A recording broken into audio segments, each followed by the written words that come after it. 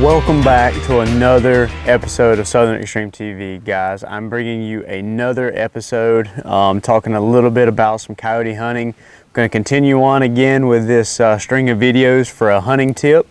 I've been stringing these videos together for several weeks in a row now, and I'm having great success and a lot of positive feedback from it. So guys, I'm just going to continue on with it. So today I'm going to talk about something that is a topic that really needs to be covered, that will cover from the East Coast to the West Coast, from the North to the South. Anybody that hunts coyotes and hunts coyotes on a consistent basis has attempted to try to call an educated coyote, a coyote that maybe has been shot at before, maybe has came into a call and winded a hunter before, or just got spooked out with a hunter going into a set in the middle of the night. So I'm going to talk today a little bit about how to call educated coyotes, and this is something that it's going to fluctuate a little bit from place to place. Obviously, guys that are out on the western part of the country in Kansas, Oklahoma, places where it's really wide open, what I'm going to talk about today, it still applies to that area, but not as much as it does here in the eastern, southeast part of the United States, where I'm from in North Carolina. Basically, the guide or the tactic that I take into the woods when I know that I'm going into an area where these coyotes are educated, they've heard me call before, and they kind of know what's going on. The tactic that I'm going to take is you need to be quiet, take your time, let there be some silence in between your call sequences, and set for an hour. If you do those things, that's typically where I have the most success whenever I'm calling a coyote that I know is educated.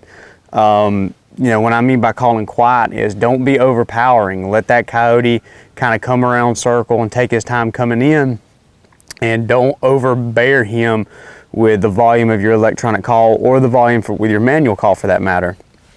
A lot of time those really loud and just frantic sounds played on volume 30, 35, a lot of times that'll kind of shy those coyotes away, especially if they're not aggressive or maybe they've been called before. So keep things kind of quiet and just kind of keep it laid back and relaxed, and play some distress sounds, make it nice and quiet and soft, and kind of coax them in. Make it as if you're calling a bobcat or you're calling a coyote that's setting down out there about 400 or 500 yards away. You just want to coax him in, and typically I take that game plan throughout the entirety of that set, and I've had great success doing that. Taking your time going into a set, make sure that you've got the wind in your favor when you set up. Make sure that you're being as quiet as possible going into the your set. Make sure that you've got a nice quiet path to get in. Make sure you're not breaking limbs and rustling a bunch of leaves going into a spot. Anything that can alert that coyote that you're coming into the area, and potentially prevent him from coming in.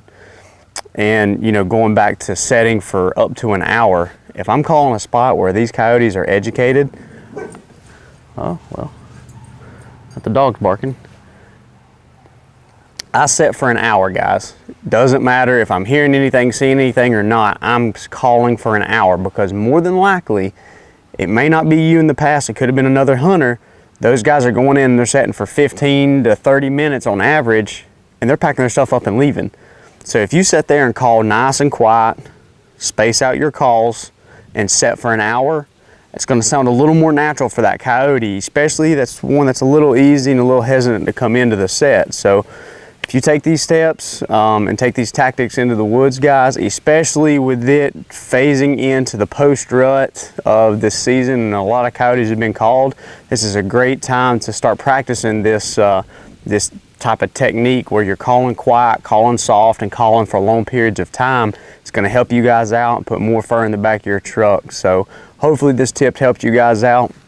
Enjoy doing these videos, guys. If you like the video, be sure to like, subscribe, share all of my stuff. I got some exciting things coming with Southern Extreme TV. I'm really excited about it.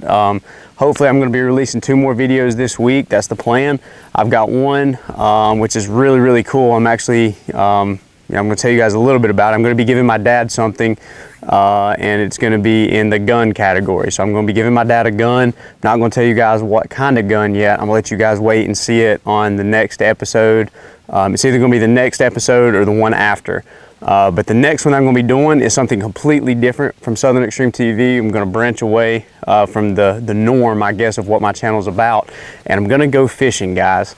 Now, I absolutely love fishing and I really enjoy fishing. I'm just not that great at filming the fishing aspect of it. So for me to go out and try to do this, I think it turned out pretty good. So hopefully you guys enjoy it. If you guys do enjoy it, make sure you comment on it, watch it. And my goal is to continue doing some things like this throughout the summer. So I'm gonna shut up rambling. Thank you so much for watching, guys. And I will see you guys again next week with another coyote hunting tip to help you guys out this season. Thanks for watching.